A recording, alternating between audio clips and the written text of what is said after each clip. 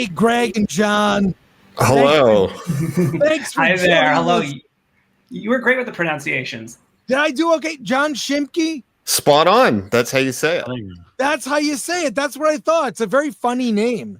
It is. In terms of like, well, it makes sense because you directed a comedy. So, right. Of course. So there you go. I really want to show our audience the trailer for your movie because AI is not taking over everything, not indie film, that's for sure. Absolutely. But I think the thing is, you can do sci-fi effects with AI. We talk about this a lot. You can't do comedy. I don't know how you do comedy. So, I mean, we'll see. They try. Yeah. Tell us about your movie, Don't Tell Larry. So Don't Tell Larry is a dark office comedy about what happens when a little white lie just spirals wildly out of control. Just like you tell a little white lie to the weird new guy in the office, and little do you know that one little mistake just was the worst decision you could have ever made in your entire life. So it's a bit of a satire, farce, so to speak, of office politics, but it's definitely our intention to just for 90 minutes of watching characters who you say to yourself, I am so glad I am not in their shoes right now. And how did you guys put together this project? Did you get the cast, pitch it, get the budget? Was a crowd fund? It was a low budget. It was definitely a low budget project. It was a web series. It was based on a web series that Greg and I originally wrote called Don't Tell Larry that we made with Kyle Kennedy as Larry. And as we made the web series, we really developed the characters during that process. And after we were done doing the web series and got a lot of great feedback on it, Greg and I just wanted to go to, level up and write a feature-length screenplay and make it with Kyle. And so we wrote the script and then raised funds independently, and then got a casting director to help us get people like Ed and Dot Marie Jones. Yeah. How did you convince them to jump on board? That's the main thing. They say that half of directing is lying, or maybe 25% if you've got like two. Half of directing is casting.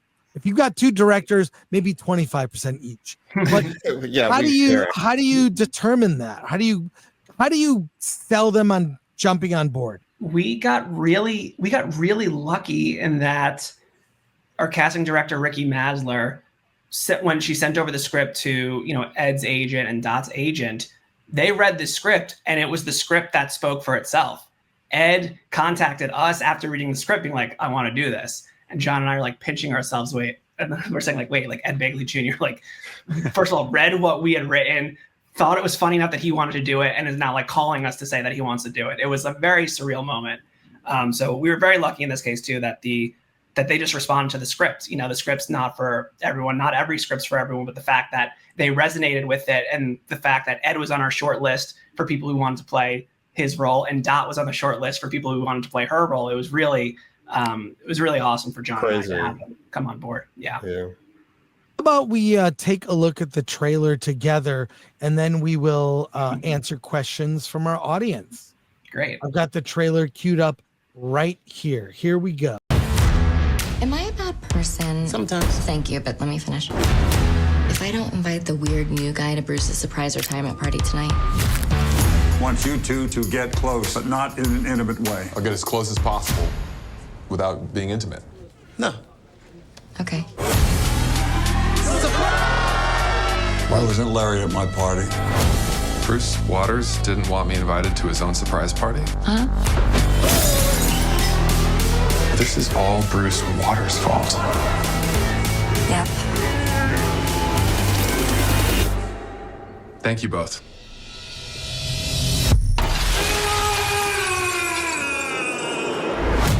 Oh my God, Bruce is dead! Larry, please tell me you didn't kill Bruce. What? Me? You have to put Larry in jail. We don't have evidence. That's so crazy. We need to get Larry fired. Someone's getting fired for smoking a joint in the office, so we're gonna drug test you. If you get any of this on me, I will kill you. What are you guys doing? Nothing. Behind my back?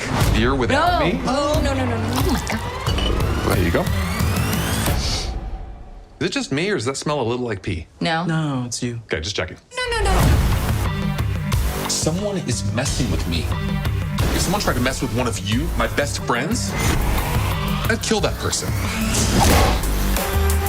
Is it just a coincidence that all this bad stuff is happening in the office this week? This wasn't coincidences. And what was it? Karma. Please, don't be such a worrywart. There's still plenty of time for Bruce to learn his lesson as he fell from the window to the ground. So 2,000, 3,000. Yeah. Had enough time. All right, that looks like a lot of fun. Is it when is it coming out? So it's coming out Friday, June 20th, in 2 days. It will be in theaters in Los Angeles at the Laemmle Town Center in Encino, as well as the Laemmle Royal in West LA. And it'll also be playing in a few cities in the Midwest, so like right outside Minneapolis, Chicago, Detroit, and then I believe Seattle as well. There'll be a screening there. So it's a limited theatrical, but if everyone else can go to Amazon and Apple, it's available there to rent or buy.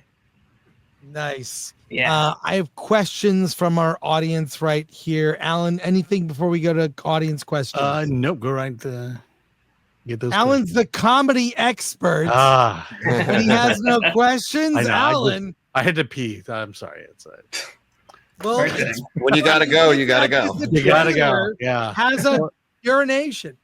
All right. Lord Thoth, I'm in.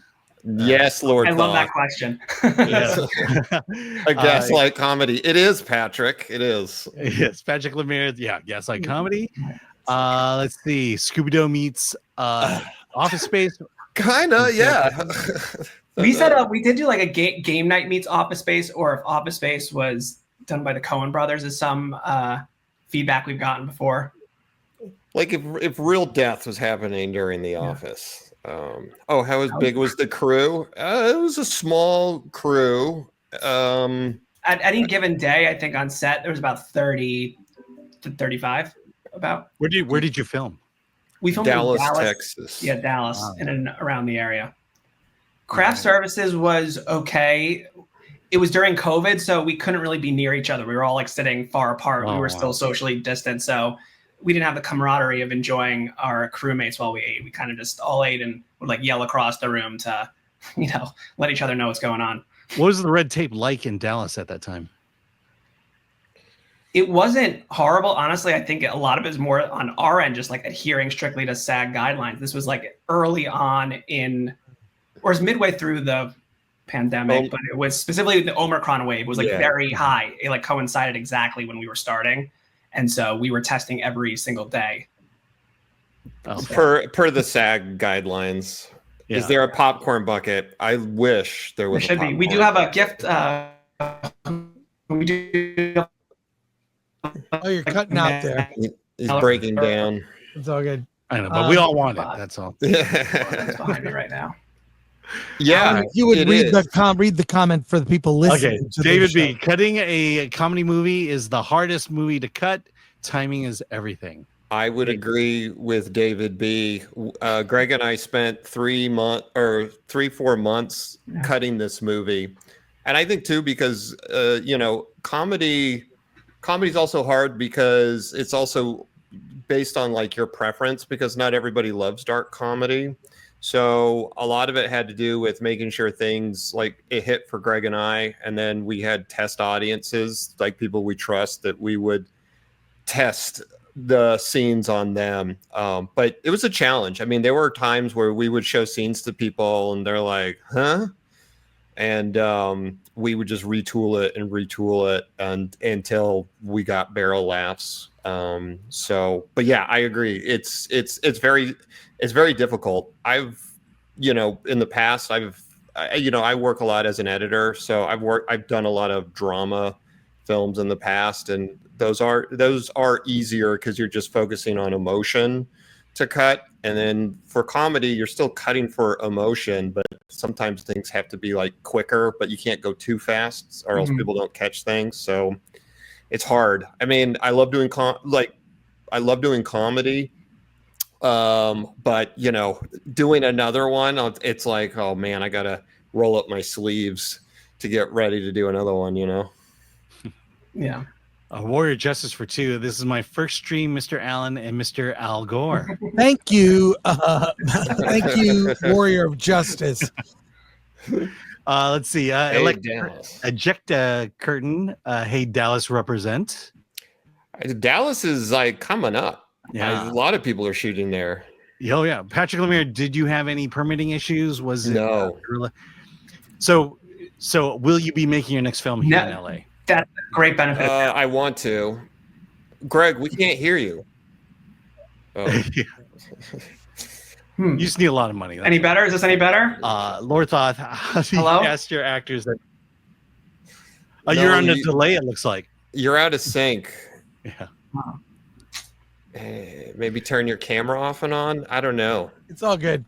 Here we go. So, Lord Thoth, how did you cast the actors? They look great. We had, we knew Kyle Kennedy and we knew Patty Guggenheim because they are main cast members with the Groundlings.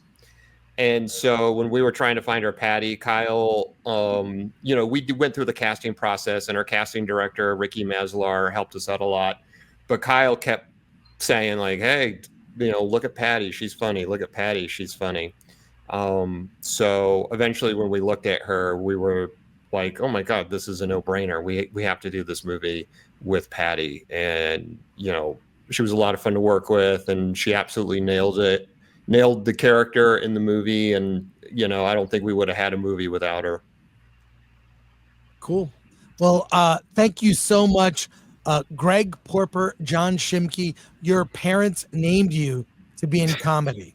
I think that's true. Pretty For clear. your family. Right? Yeah. Your ancestors. Our families did. Yes. Yeah. Indeed. So, your families did. So congrats to you guys. The movie opens this Friday in limited release and on Amazon, Apple, all the things. Congratulations. Thank you guys so much for talking to us.